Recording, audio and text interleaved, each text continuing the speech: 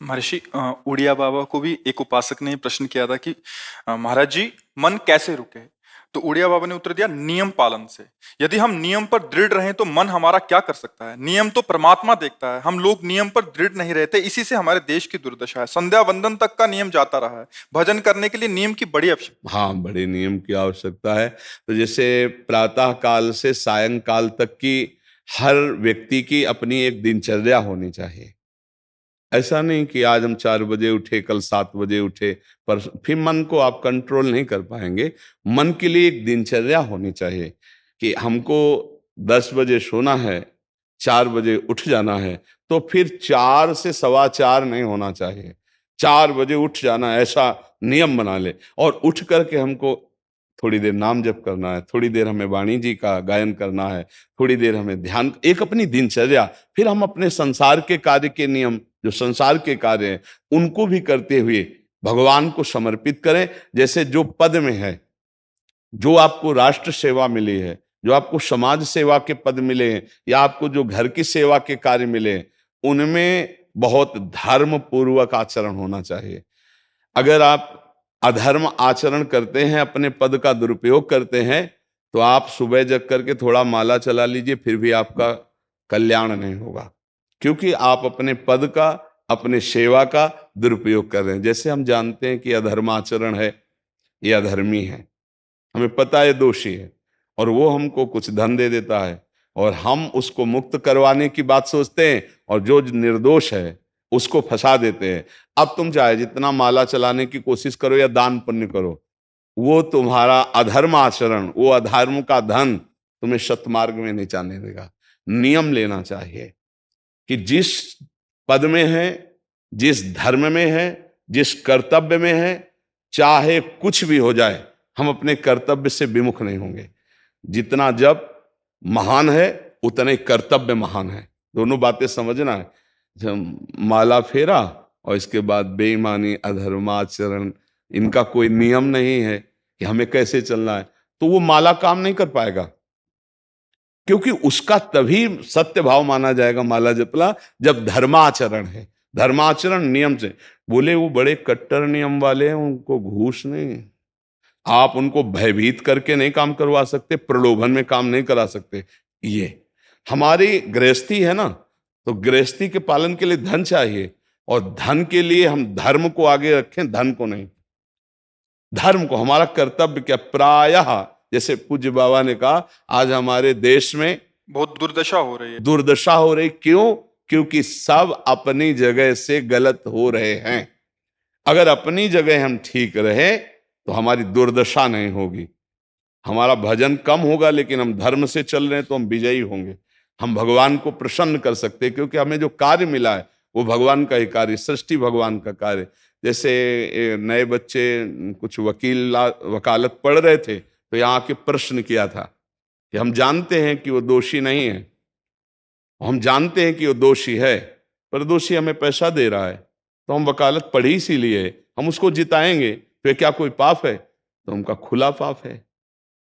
बोले नहीं, हमारी कोई ऐसा कंपनी दो, ऐसा कुछ बोले कि हमारी कंपनी को ये सिखाया जाता है, तो हमको तो ये करना ही होगा, अगर नहीं करेंगे तो हमारी वकालत का मतलब क्या रहा? तो नहीं, वकालत का मतलब अधर्मी को मुक्त करवाना नहीं है। वकालत का मतलब अधर्मी के सबूत एकत्रित करके उसको दंड दिलवाना है, और धर्मात्मा को मुक्त करवाना है। अब इसके लिए आपके पास अर्थव्यवस्था अगर कमजोर भी है, तो धर्म व्यवस्था आपकी पूरी है। धर्म व्यवस्था ठीक है तो परिवार स्वस्थ रहेगा, सुखी रहेगा, भगवान आप पर प्रसन्न रहेंगे।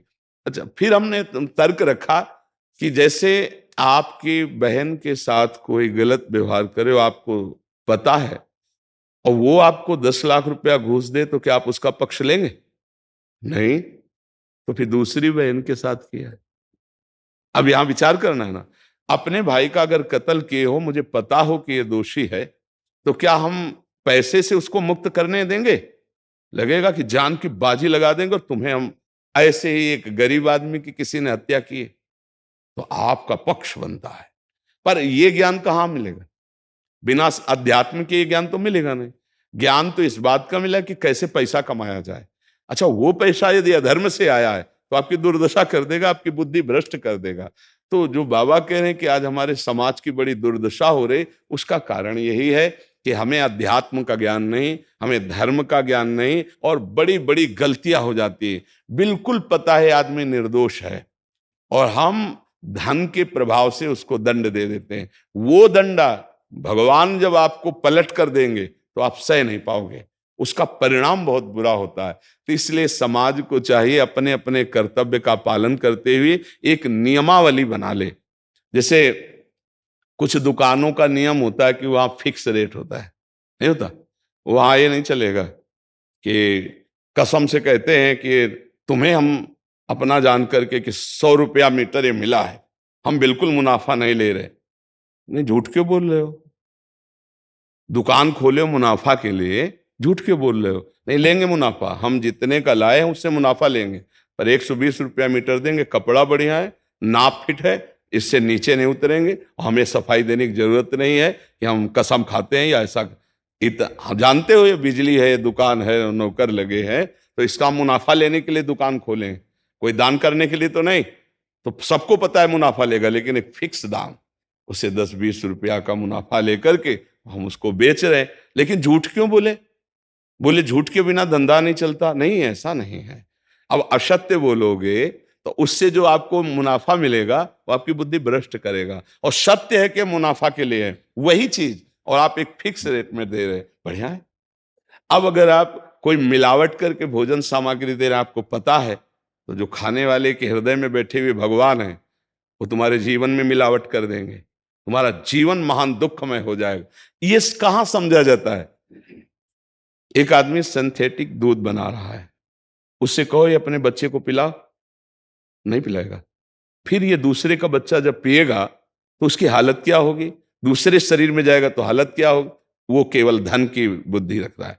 एक आदमी घी में केमिकल मिला रहा है, एक ऐसे अभक्ष पदार्थ मिला है, वो स्वयं नहीं खाएगा, लेकिन वो होटलों में भेजा जाएगा, हजारों लाखों लोग खाएंगे, बीमारी बढ़ेगी, उसको रुपया से मतलब है।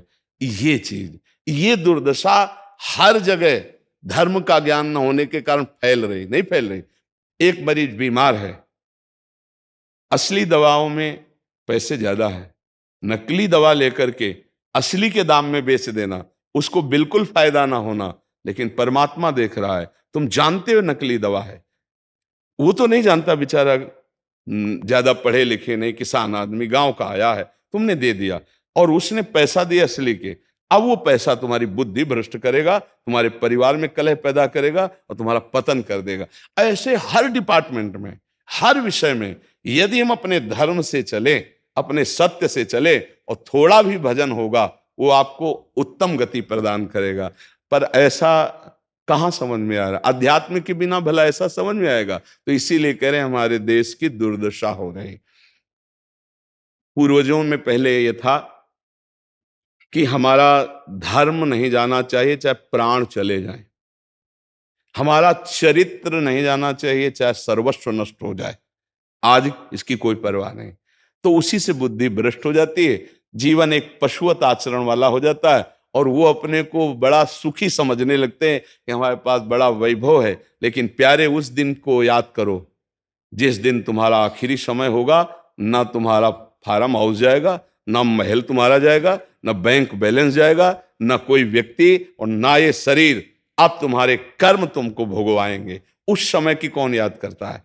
अगर उस समय की याद हो तो भय लग जाए कि नहीं नहीं, पाप नहीं करूंगा, क्योंकि जाना है यहां से। अच्छा, कब जाना कुछ पता नहीं, किसी भी समय ट्रांसफर हो सकता है इस शरीर से। तो हमें लगता है कि महापुरुषों के जो वचन हैं कि हमें एक नियम से जीवन जीना चाहिए, धर्म पूर्वक जीवन जीना चाहिए, अपने कर्तव्य का पालन करना चाहिए। जो हमारे लिए कर्तव्य, आज प्रायः धन प्रधान बुद्धि होने के कारण कर्तव्य स्वाहा हो रहा है।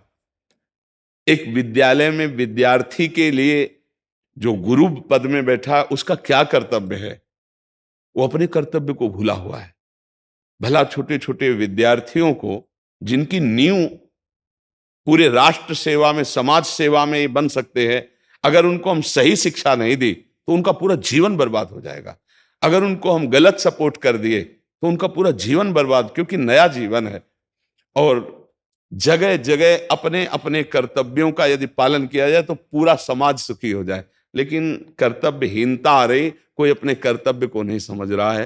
तो यही बात महापुरुष जनों को दुख लगता है कि अगर सब अपने कर्तव्य का पालन करें, धर्म का पालन करें, भगवान का नाम जप करें तो सब सुखी हो जाए। सुख सब चाहते हैं और आचरण दुख वाले करते हैं, इसीलिए सुख नहीं मिल रहा है, परिणाम में हमें दुख मिल रहा है।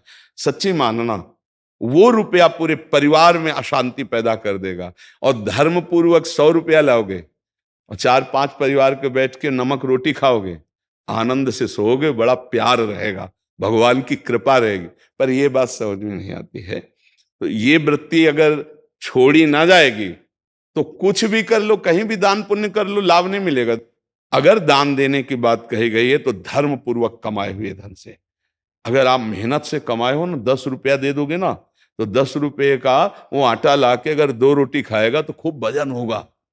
और आप 1 लाख रुपया बेईमानी का रख दोगे ना, तो बैठे बैठे वो गंदा ही सोचेगा, भजन नहीं होगा।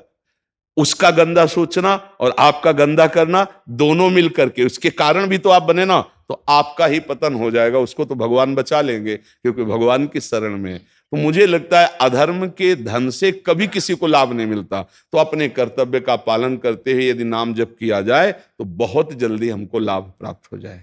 बहुत सुंदर, मतलब ये चर्चा होती है, अगर आप लोग इसको धारण कर लें तो निहाल हो जाएंगे। सच्ची कह रहे, ये जो बातें हैं ये बहुत सुंदर जीवन को पुष्ट करने वाली हैं, पर आप धारण कर लें तो बात है। नहीं नहीं तो जैसे लाभ दिखाई दे रहा 50,000, तो ये बातें भूल जाओगे, ये बातें अच्छी नहीं लगेंगी। हे यार, बहुत बढ़िया काम घर में आएगा, पर हमारी ये बात ध्यान रखना, वो 50,000 घर में अशांति पैदा कर देगा। सच्ची मानना, आप धर्म से चलना, धर्म से चलोगे तो भगवान तुम्हारी रक्षा में रहेंगे। अधर्माचरण, देखो कैसी कैसी घटनाएं होती हैं।